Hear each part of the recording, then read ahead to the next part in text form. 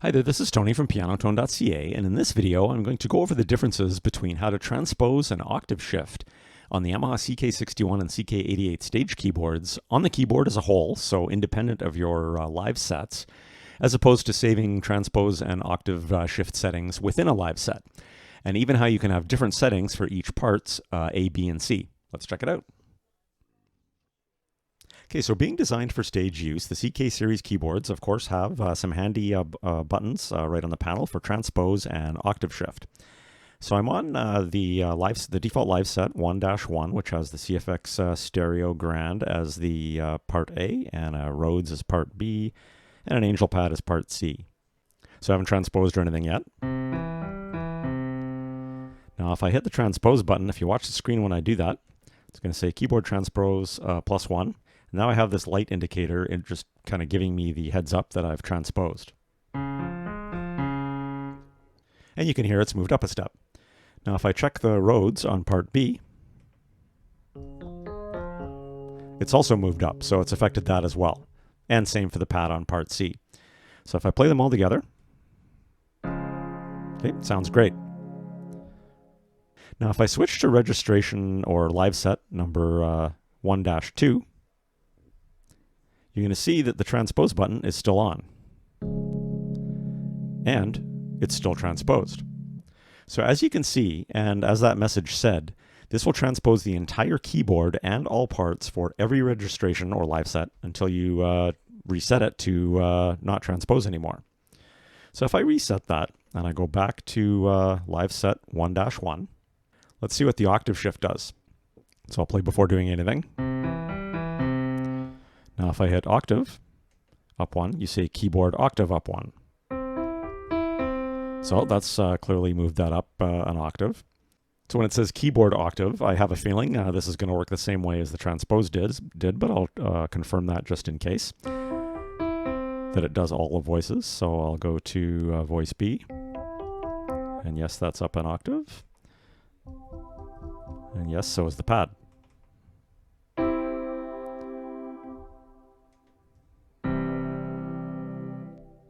So now I'm going to leave that keyboard octave up 1, and I'm going to switch to another live set, so 1-2, and you can see this octave indicator light is still on.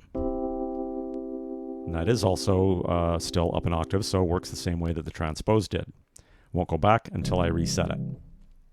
Okay, so a common thing on a ballad is to have piano over strings. And often you might want to shift the octave of just the strings. So I'm going to go back to live set 1-1 again, but I'm going to select part B. And I'm going to switch this voice to a strings voice. The strings are a little bit loud. I'm going to turn them down a little bit there. There, that's good enough. Now, if I want the strings to be an octave higher than the piano, then all I need to do here is hold down B and press the octave. Now this time it said note shift and 12, and now we've got something on the display. See, the octave isn't lit up. And just for strings on voice B, I've got octave +1. Let's make those strings louder just so you can hear. You can hear the strings are an octave up from where the CFX Stereo Grand is. Now also note, when I press and hold B, you can see that the octave plus button has lit up with B's color, which is set to blue. So that's also very cool, as well as having this indicated on the display. And if I turn on part C, it's going to be the same octave as the piano was because I only octave shifted part B. And then as soon as I switch registrations, because I haven't saved my registration, and then I go back, then that octave shift is going to be gone. If I wanted to keep that setting, I would need to have saved it in a custom live set slot, which I could do, and that does work great, but that is actually my next video coming up on my CK series, so stay tuned for that. Okay, so octave shifting for just one part was nice and easy. Let's see if transposing works the same way. I'm going to go back to live set 1-1 here, and I'll hold down A and press transpose up. Well, it still says keyboard transpose.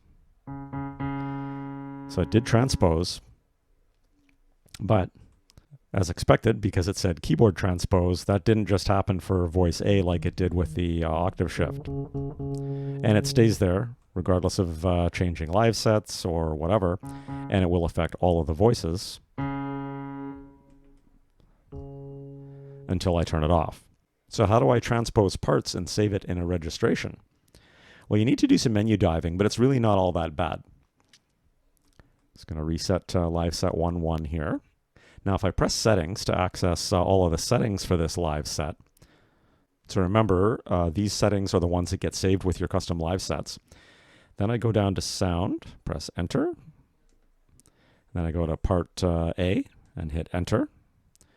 Now I can go to note shift, hit enter, and then I can say I want to note shift up 1. So now instead of C, I've got C sharp. I turn that back down. So it moves it up to C sharp when I do that. And then when I exit out of here, you're going to see that voice A has a little up arrow and a +1. That's indicated that I've transposed just that voice up 1. So now it sounds pretty nasty when I play all three of those voices together, because C sharp's not going to sound that great with C.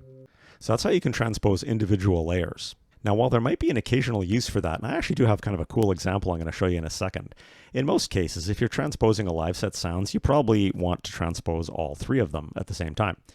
So I could do what I just did with parts A and then parts B and then parts C, but that seems like a lot of work. So what I'm going to do instead is I'm going to go back into settings and back into sound, and I'm going to go to common. Instead of calling it note shift, they call it transpose. Not sure why it's different here, but I'll hit transpose and then I'll go up 1. And then now, it still sounds kind of nasty. Well, why is that? Well, that's because I've still got part A, note shifted. So I'm going to reset that back to 0.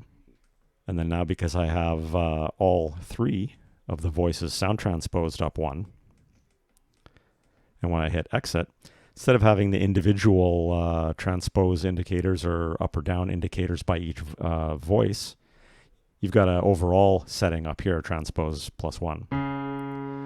So now that sounds better. So they all went to that C sharp.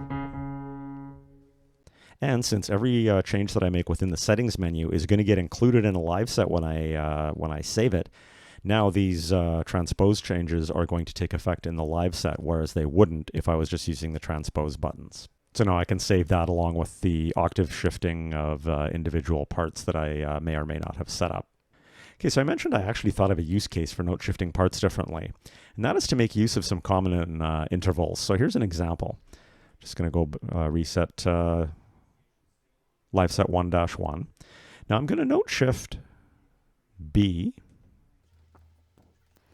and I'm going to go up 7 steps. So 7 steps up from C, for example, 1, 2, 3, 4, 5, 6, 7 is G. And that's going to be a fifth. So that's basically playing the first and fifth of a scale. It's kind of like a power chord on a guitar.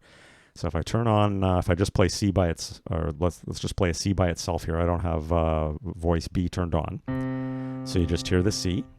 If I turn this on now, I'm actually getting a power chord. This will be a little more pronounced if I switch voice B to be also the CFX Grand. So I'll set that to CFX stereo. You can see the up 7 steps here. So now I've got both those voices turned on. I'm only playing one note, but I'm actually getting a power chord. I'm getting the exact same thing as if I turn this off and I play a C and a G at the same time.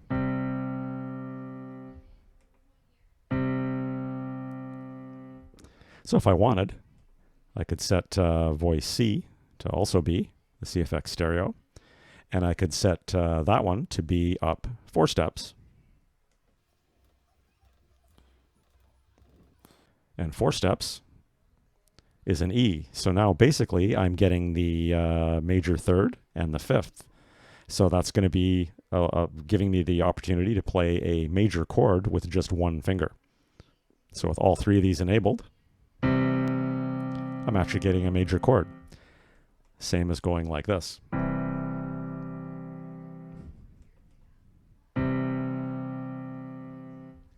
Now, I'm not personally enough of a musical genius to grasp exactly what this is doing if I start playing some complicated chords with this all set up, but it's just kind of a cool example of something that you could do. So that's pretty much it for this video. If you found the content useful, please feel free to smash the like button and subscribe to my channel. That does really help me out. I've left some links below to the CK Stage keyboards online if you don't have one yet and you want to check out current prices in your area, as well as a link to my playlist on the CK series, and I've also left some links to some online piano training I recommend. So thanks again for stopping by, happy piano playing, and have an awesome day.